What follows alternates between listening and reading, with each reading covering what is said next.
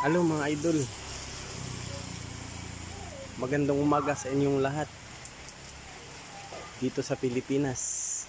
Diyan sa Saudi magandang gabi pa. Yan, ito ang harapan ng aking tirahan. Maulan dito mga idol.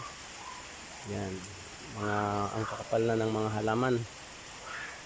Yan yung kiskisa ng palay, ang harapan ng bahay. Yan, yung katabi. Pagka may pira ako, dyan ako magtatayo sa tabi na yan ng bahay.